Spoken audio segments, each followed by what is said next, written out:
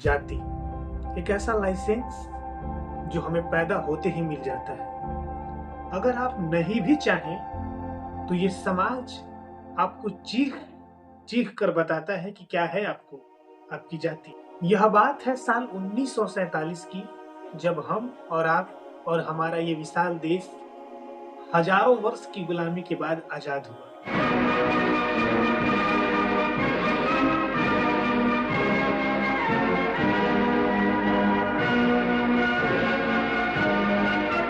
और आजादी के बाद हम सभी ने मिलकर ये सपना देखा था कि एक दिन आएगा, और वो दिन बहुत जल्द आएगा, जब हमारे देश में कोई धर्म, कोई जाति, कोई जात पात नहीं होगा। पर वो दिन कभी नहीं आया, और खासकर हमारी सरकारों ने भी इस बात पर विशेष ध्यान दिया किसी भी तरीके से जो जातिवाद हमारे देश में फैला हुआ है उसको कंट्रोल किया जा सके। साल से SC ST और अब OBC आरक्षण, और बहुत हद तक कंट्रोल हुआ, और हमारा समाज एक पॉजिटिव डायरेक्शन में धीरे धीरे आगे बढ़ने लगा। तभी आया इंटरनेट, सोशल मीडिया, और उस पे ये जातिवाद और नफरत से भरे गाने और हमारे भड़काऊ नेताओं के भड़काऊ भाषण। तुम्हारे बाप ने दूध पिलाया है,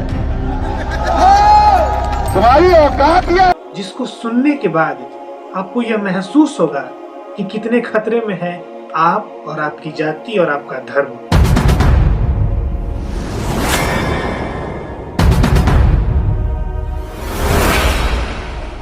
नमस्कार दोस्तों, बात करते हैं अपने पहले पॉइंट पे कि जाति क्या है। जाति एक सामाजिक वर्ग या एक सामाजिक समूह है जो उनके जन्म के साथ ही मिल जाता है। ये व्यवस्था बनाई गई थी कि लोगों को जाति उनके कर्म के आधार पर मिलेगी, बट अभी के समय में फिलहाल अगर बात किया जाए तो जाति आपको जन्म के आधार पर मिलती है। आप जिस भी कास्ट में, जिस भी घर में आपने जन्म लिया है, वो जाति आपको खुद पर खुद मिल जाएगी। और हमारा दूसरा पॉइंट है कि पहले हम जानते हैं कि जाति का इतिहास क्या रहा, और जाति के इतिहास को समझने के लिए हमें आज से लगभग 2500 साल पहले जाना होगा, वैदिक एज में। और प्रारंभिक वैदिक काल में समाज को 4 वर्गों में विभाजित किया गया था। जो नंबर 1 था वो था ब्राह्मण। ब्राह्मण क्या था? वो चीज जो कानून बनाते थे, जो पढ़ाई लिखाई से रिलेटेड, धर्म पूजा पाठ से संबंधित लोग थे, वो ब्राह्मण की कैटेगरी में आते थे। और नंबर 2 पे जो सबसे इम्पोर्टेंट थे वो थे क्षत्रिय। इनका मुख्य कार्य ये था राजनीति करना और देश को दुश्मनों के हाथ से सुरक्षित रखना और देश की रक्षा करना। और नंबर 3 पे जो आता है वो है समाज वैश्य।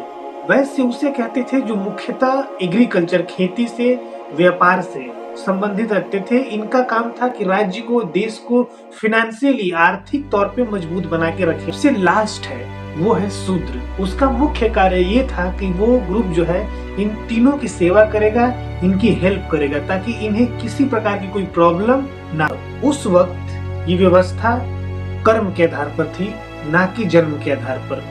और उसकी सबसे बेहतरीन बात ये थी कि लोगों के पास चॉइस हुआ करती थी कि वो अपने टैलेंट के हिसाब से, हुनर के हिसाब से अपने जाति को चूज कर सकते थे। लेकिन समय के साथ इस समाज में बहुत सारा परिवर्तन हुआ और यह व्यवस्था कर्म से हटकर जन्म पे आई। और जिसका सबसे बड़ा इम्पैक्ट ये पड़ा कि जो छोटी जातियां थी, लोगों ने अपने हिसाब से जाति चूज किया था कि हम इनकी सेवा करेंगे। वो शूद्र थे, उनके साथ सबसे बड़ी समस्या ये हो गई कि वो आर्थिक तौर पे, राजनीतिक तौर पे और सामाजिक तौर पे बहुत ज्यादा पिछड़ गए, जिस कारण हमारा समाज कभी भी एक नहीं हो पाया। और इसका फायदा उठाया विदेशी शक्तियों ने, जिसकी वजह से हम हजारों वर्ष तक गुलाम रहे और कई शक्तियों द्वारा इस देश को लूटा गया। एक वक्त था जब ये देश सोने का चिड़िया हुआ करता था, लेकिन समय के साथ ये देश सोने की चिड़िया से हटकर एक साधारण चिड़िया बन गया। लेकिन एक वक्त ऐसा आया जब लगा कि बहुत जल्द हम जात पात के इस भेद से बहुत ऊपर उठ जाएंगे। वो समय था आजादी का समय, जब हमारा देश आजाद हुआ था।